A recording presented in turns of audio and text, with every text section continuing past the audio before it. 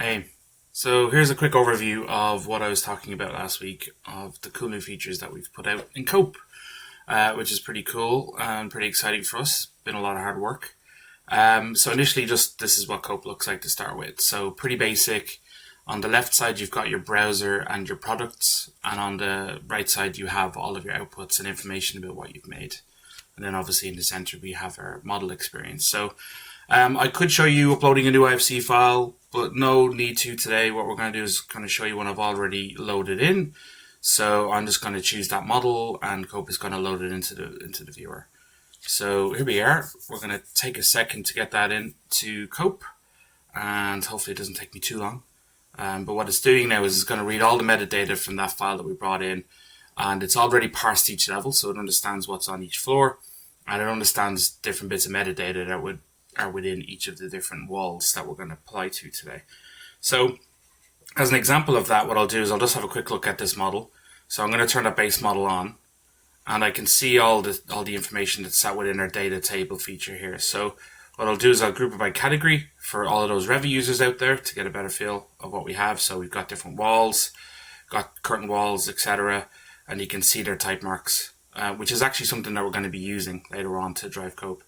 So let's turn that off, and let's get into the core experience of Kope. Now the driver here is that we have a very low detailed model. So if I turn off this roof, we'll actually see how basic some of these surfaces are. So we can see that it's just simple internal walls. And if I select that wall, and we can see our properties pane here on the right side, all relatively basic stuff. It's on level 3. It's a standard wall, basic wall. Here's their type, and it's nothing particularly fancy. It has no real detail in it at all. So what we want to do is we want to swap it out for a super detailed component, which is really the core of what Kope is all about.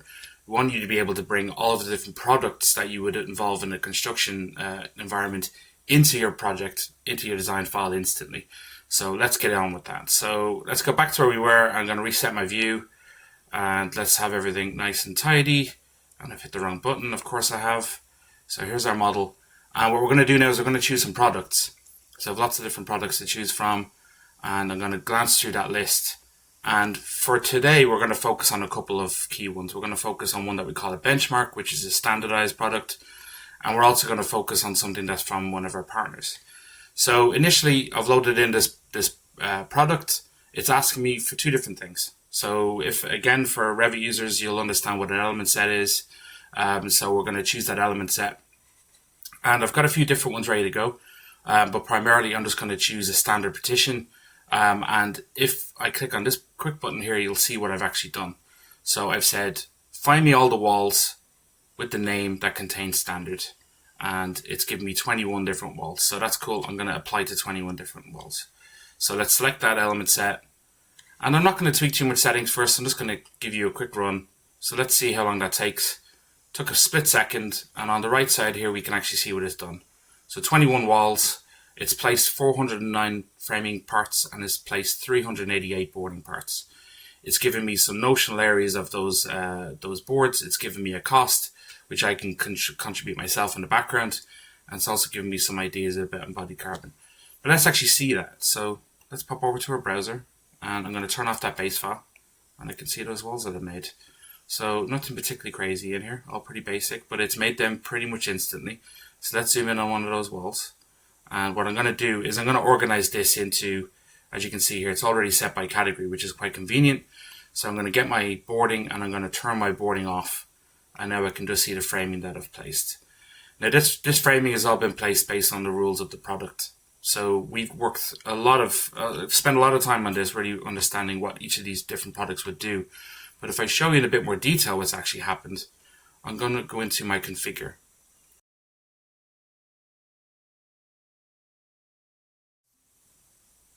And in configure, I have various options. So what I can do here is I can change what I want to see in the model from that framing. So I've got lots of different studs that I can place. So I'm going to go in and change this to a much wider one, so 145 instead of a 50.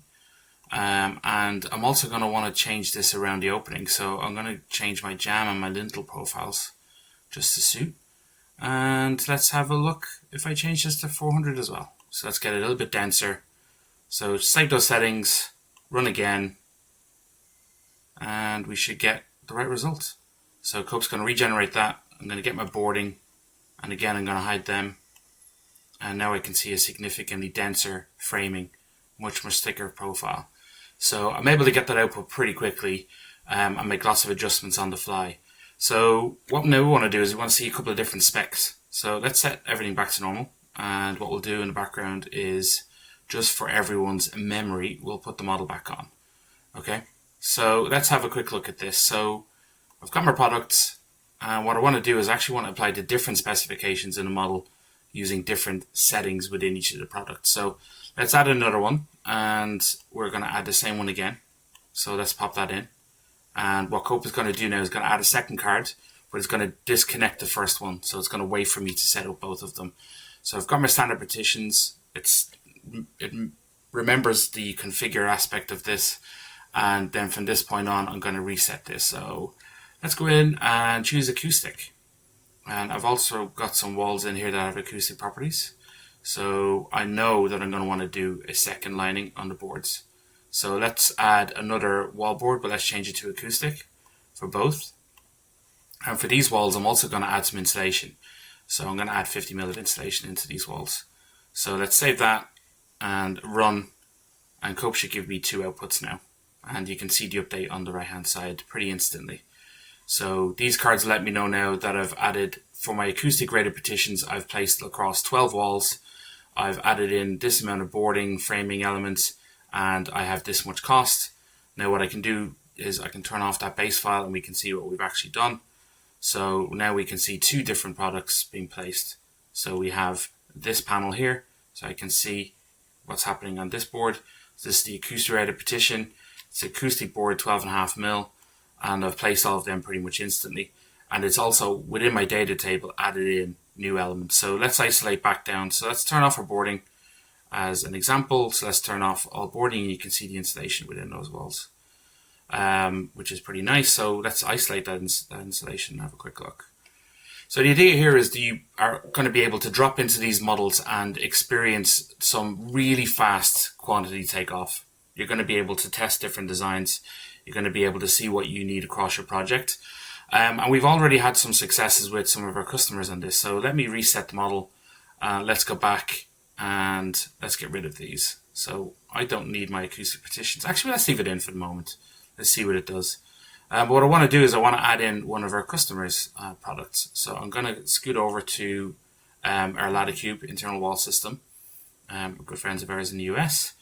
And from here, what I'm going to do is I'm going to choose to add this to solid partition. So I already know that there's a particular profile that I want to swap out. There's a particular specification. So from here, I'm going to add that and run again. And hopefully Kope is nice and quick, which it nearly always is. And you can see here that I've added in 3 different products now, one of which is very different. So this one, fundamentally different. This is a solid system. It's a metal panel with different configurable finishes on either side. But you can see here that during our journey with this customer, we actually built some specialized elements for them. So this yellow band that you see at the top is actually the fixing system to the ceiling. And these red elements are actually non-buildables. So this is an element here that would, the selected strategy cannot be built. Please verify the model and input values. So this particular part of the system is too small for this product to fit in within the wall. And you can actually see some of this output down the bottom here. So we have a concept called design variance. What this is allowing you to do is to say, I want to be able to have a very repetitive product in my model. I do not want to have lots of custom elements. And this particular system has around a 2.5% variance there, where certain elements are going to have to be custom made. So these are highlighted in red.